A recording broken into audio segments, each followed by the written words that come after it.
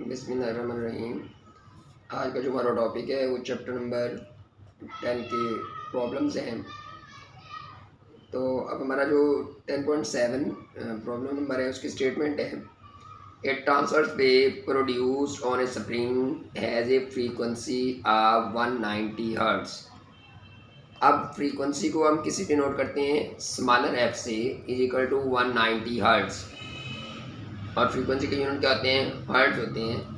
And travelling along a length of the spring of 90 metre, और जो spring की length है एल जो वो है 90 मीटर इन 0.5 सेकेंड। कितने टाइम में? 5 सेकेंड में। तो कहते हैं इनके ए पार्ट है what is the period of the wave. हम क्या फाइंड आउट करना चाह रहे हैं? टाइम पीरियड फाइंड आउट करना चाह रहे हैं, और टाइम पीरियड को हम कैपिटल टी के साथ लिखते हैं। टाइम को हम स्मॉलर टी के साथ डिनोट करते हैं, टाइम पीरियड को हम कैपिटल टी के साथ डिनोट करते हैं। Time period and frequency are reciprocal to each other के T is equal to 1/f।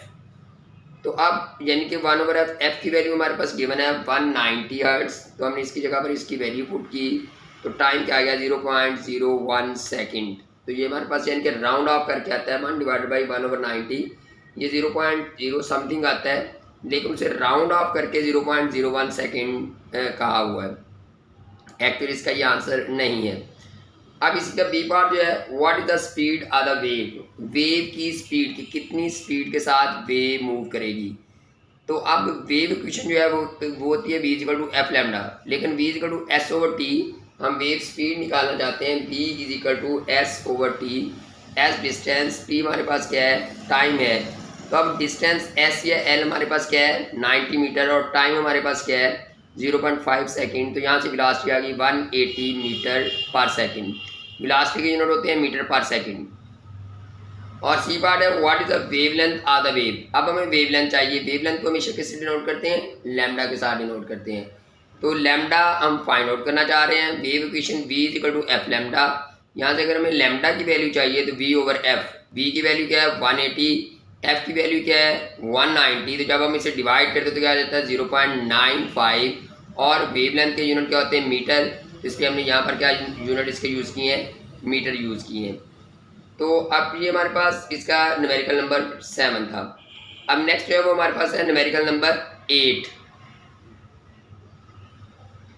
तो न्यूमेरिकल नंबर 8 की अगर देखा जाए स्टेटमेंट को और सारा जो, तो न्यूमेरिकल नंबर 8 की स्टेटमेंट है water wave in a shallow disc are 6 centimetre long. यानी कि जो आप वेव की लेंथ दी हुई है वो हमारे पास 6 सेंटीमीटर है, जिसे वेव लेंथ कहते हैं। और सेंटीमीटर यानी कि जो वेव लेंथ के ऐसे यूनिट है वो मीटर होते हैं। इससे सेंटीमीटर को मीटर में कन्वर्ट करने के लिए 100 से डिवाइड किया तो 0.06 मीटर आ गया। At one point, the water move up and down at the rate of 4.8 oscillation per second। अब यानी कि उसमें जो वाइब्रेशन पैदा हो रही है वो क्या है 4.8 ऑसिलेशन पर सेकंड के, एक सेकंड में 48 यानी कि वाइब्रेशन वहाँ पर कंप्लीट हो रही है। इसलिए इसे हमने इसे फ्रीक्वेंसी कह दिया, क्योंकि number of the wave complete in 1 second called frequency. तो ये इसकी हमारे पास फ्रीक्वेंसी है। अब कहते हैं ए पार्ट है जो हम फाइंड आउट करना चाहते हैं what is the speed of the water wave. Water wave की स्पीड क्या होगी, तो v हम फाइंड आउट करना चाह रहे हैं, v is equal to f lambda. अब f 4.8 लैम्डा यानी कि वैल्यू हमारे पास गिवन है 0.06, तो इसलिए जब इसे हमने मल्टीप्लाई किया तो v is equal to 0.29 metre पर सेकेंड। और अब इसी का b पार्ट है कि what is the period of the water wave. फिर वही टाइम पीरियड हम निकालना चाह रहे हैं, तो टाइम पीरियड हमारे पास क्या होगा, यानी कि reciprocal of the frequency t is equal to 1/f। तो t is equal to 1/f की वैल्यू क्या है 4.8। जब हम इसे डिवाइड करेंगे तो ये हमारे पास टाइम आता है 0.21, और इसके यूनिट सेकंड होते हैं, तो इसलिए हमने टाइम पीरियड के यूनिट सेकंड लिख दिए। अब न्यूमेरिकल नंबर 9 है हमारे पास। नेक्स्ट है तो न्यूमेरिकल नंबर 9 की स्टेटमेंट जो है वो हमारे पास ये at one end of the ripple tank 80 centimetre across. अब ये हमारे पास रिपल टैंक की लंबाई दी हुई है वो 80 सेंटीमीटर है, और सेंटीमीटर के यूनिट मीटर यानी कि इसके डिस्टेंस के यूनिट मीटर होते हैं। इसलिए सेंटीमीटर को मीटर में कन्वर्ट करने के लिए 100 से डिवाइड किया तो वो क्या आ गया 0.8 metre. A 5 hertz vibrator and produce, तो अब इसमें जो फ्रीक्वेंसी है एफ जो है वो 5 हर्ट्ज, क्योंकि हर्ट्ज किसके यूनिट है, फ्रीक्वेंसी के यूनिट होते हैं। वेवलेंथ इज 40 मिलीमीटर, वेवलेंथ को किससे डिनोट करते हैं, लैम्डा से, 40 मिलीमीटर। अब मिली जो होता है वो 10⁻³ के बराबर होता है, ये प्रीफिक्सेस जो आप यानी कि 9th में भी पढ़ते हैं, तो मिली क्या होता है 10⁻³ मीटर। तो फाइंड क्या करना चाह रहे हैं, find the time the wave need to present, अब कितना टाइम लेगी रिपल टैंक में एक जगह से दूसरी जगह, वन पॉइंट से अनदर पॉइंट तक जाने के लिए। तो अब हमें चाहिए टाइम। अब इलास्टिक का फार्मूला क्या आता है, v = s/t, distance over time. अब अगर यहाँ से हमें टाइम चाहिए तो वो क्या है, s/v।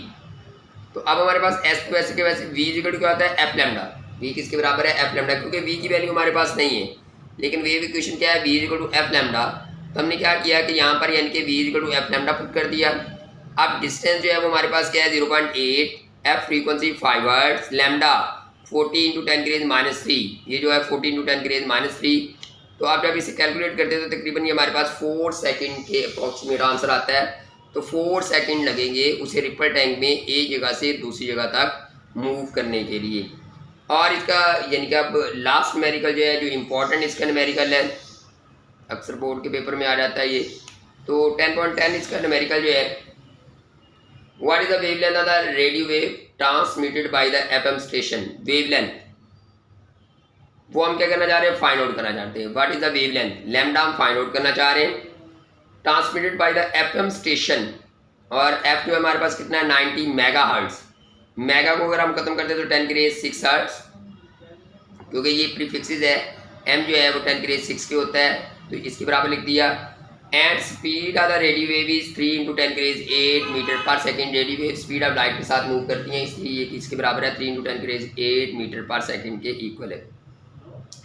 तो हम क्या फाइंड आउट करना चाह रहे हैं, वेवलेंथ। तो वही वेव इक्वेशन क्या है, v = f lambda, wave equation हमारे पास क्या है, v = f लैम्डा। अब वही हमारे पास के v की वैल्यू हमारे पास गिवन है 3 × 10⁻8, f की वैल्यू गिवन है 90 × 10⁻6, एंड लैम्डा जो है वो हम क्या करना चाह रहे हैं, फाइंड आउट करना चाह रहे हैं। तो अब अगर लैम्डा फाइंड आउट करना चाह रहे हैं हमारे पास, तो फिर हमारे पास जो मल्टीप्लाई है वो क्या हो जाएगा, डिवाइड हो जाएगा। ये मल्टीप्लाई जो वैल्यू है वो हमारे पास क्या होगी, डिवाइड हो जाएगी। तो इसलिए हमारे पास क्या आ गया कि लैम्डा यानी कि जो फाइंड आउट करना चाहते हैं, जो मल्टीप्लाई है वो क्या होगा, डिवाइड हो जाएगा। तो 3 × 10⁻8 ओवर मल्टीप्लाई डिवाइड किया, तो लैम्डा किसके बराबर आ गया, 3.33 मीटर। तो क्योंकि वेवलेंथ के यूनिट मीटर होते हैं, इसलिए जो उसकी वेवलेंथ आएगी वो 3.33 मीटर यानी कि इक्वल आएगी।